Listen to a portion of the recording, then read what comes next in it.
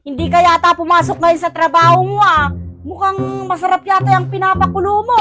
Ah, oo. Yung karne ng baboy to. Buti ka pa, masarap na naman yung ulam mo. San ba nang galing yan? Kay Ibyang. Kaninang madaling araw, nagtatay sila. Hinatidan niya naman ako ng 1 kilo. Ay, Lele, baka sumahod ka na eh. Kinas mo siguro yung karning ulam mo ngayon.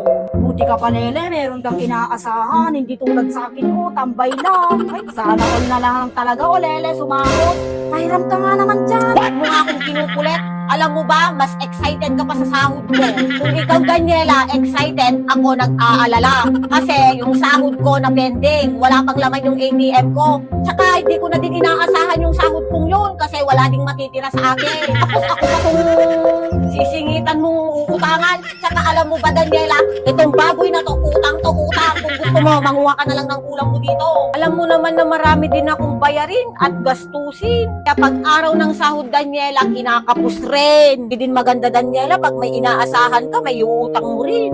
Sabi mo lang naman yan ah, kasi ayaw mo lang magpahiram. Ay nako, kung meron lang, madali naman akong kausap. Alam mo naman na hindi kita mahindian, kaya umuwi ka na nga lang doon. Hindi nga ulam yung kailangan ko, pera nga yung hinahanap ko. Kalaki-laki na nga ng sinasahod ko. Bakit alam niyang pang malaki? Ito talagang babaeng to, sabi-sabi.